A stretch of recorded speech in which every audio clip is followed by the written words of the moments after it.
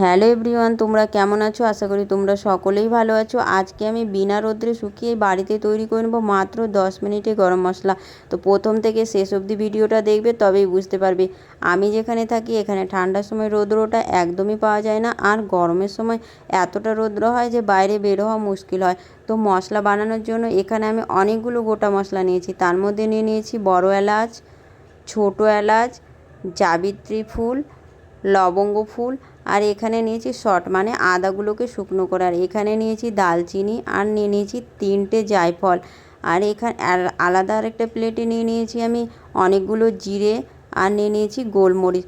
তোমরা হয়তো ভাবছো এতগুলো মশলা আমি কি করব। হ্যাঁ, এতগুলো মশলা আমি একবারে বানিয়ে স্টোর করে রেখে দিই, যেন বারবার বানানোর প্রয়োজন হয় না। এই মশলাটা কমসে কম আমার 3 থেকে 4 মাস খুব আরামেই চলে যায়। এখানে জায়ফলগুলো গোটা গোটা ছিল, তার জন্য আমি একটু থেতো করে দিলাম, যেন পিষার সময় খুব সুবিধা হয়।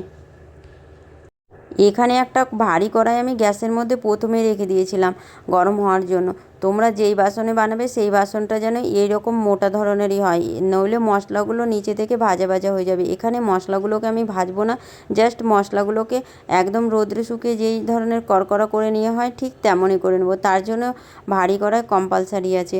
আর এখানে কড়াই গরম হয়ে গেছে। এবার যে মশলাগুলো ছিল সম্পূর্ণ মশলাগুলো আমি কড়াইয়ের মধ্যে দিয়ে দিলাম। এখানে দেখতে পাচ্ছ শর্ট, দালচিনি এগুলো সব বড় বড় আছে, তো আমি হাত দিয়ে ভেঙে ভেঙে ছোট ছোট করে দিচ্ছি যেন পিষতে সুবিধা হয়। এখানে মশলাগুলোকে একটা প্লেট দিয়ে ঢেকে দেবো। এই স্টেপে গ্যাসের ফ্লেমটা একদমই মিডিয়াম রাখতে লাগবে। 1 থেকে 2 মিনিট পর পর প্লেট সরিয়ে মশলাগুলোকে নেড়ে চড়ে দিতে লাগবে, যেন নিচেরগুলো আর উপরেরগুলো একদম ঠিকঠাকভাবেই হয়ে যায়। আর এখানে আমি মশলাগুলোকে নেড়ে দেওয়ার পরে চেক করে দেখছি কি যে কড়কড়া হয়েছে কিনা। দেখছি যে না, এখনও হয়নি, একটু কাঁচা আছে। তো আবারও আমি একটা প্লেট দিয়ে দ্বিতীয়বার ঢেকে দেবো। এবার আমি মশলাগুলোকে চেক করে দেখে নেব যে ঠিকঠাকভাবে শুকনো হয়েছে কিনা। যেমন আমরা রোদ্রে শুকনো করি, তো বারবার আমাদেরকে দেখে নিতে লাগে যে ঠিকঠাকভাবে শুকনো হয়েছে কিনা। এখানে আমি চেক করে দেখছি যে এখানে মশলাগুলো শুকনো হয়ে গেছে। এবার আমি গ্যাস অফ করে দেবো। এখানে আমি গ্যাস বন্ধ করে দিয়েছি, আর মশলাগুলো পিষার জন্য এখানে একটা মিক্সির জার নিয়ে নিয়েছি। এখানে সম্পূর্ণ মশলাগুলো একবারে আসবে না, কেন মশলার কোয়ান্টিটিটা অনেকটাই আছে। তার জন্য আমি অল্প অল্প করে দিয়ে আর অল্প অল্প করে পিষে নেব। মশলা পিষা হয়ে গেছে। এবার এখানে একটা আমি আটা চালনা নিয়েছি। আটা চালনার মধ্যে মশলাগুলোকে চেলে নেব। চালাটা কম্পালসারি আছে, নইলে যে মোটা মোটা অংশগুলো আছে মশলার সঙ্গে মিক্স হয়ে যাবে। যদি এইভাবে চেলে নেওয়া যায় তাহলে একদম বাজারের মশলার থেকেও ভালো মশলা তৈরি হয়।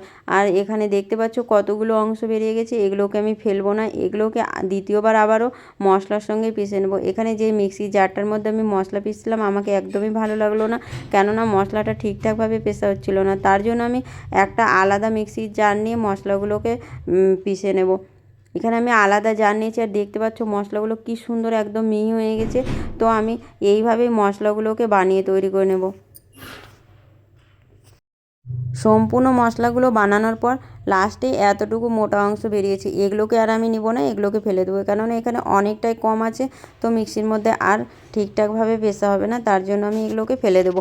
আর এখানে দেখতে পাচ্ছ কতগুলো মশলা তৈরি হয়েছে। মাত্র 500 টাকা খরচা করে যদি বাড়িতে এতগুলো মশলা বানিয়ে তৈরি করা যায়, তাহলে একটু মেহনত করে বানিয়ে নেওয়াটাই বেটার। এবার একটা কৌটা নিয়েছি, আর মশলাগুলো আমি এরই মধ্যে স্টোর করে রেখে দেবো। তোমরা চাইলে এই মশলাটা এইভাবে একবার বানিয়ে তৈরি করতে পারো। তৈরি করার পরে ব্যবহার করবে আর জানাবে কেমন হয়েছিল। সত্যি এই মশলাটা যদি একবার ব্যবহার করে নাও, তাহলে আর কোনো অন্য মশলা খেতে ইচ্ছেই করবে না।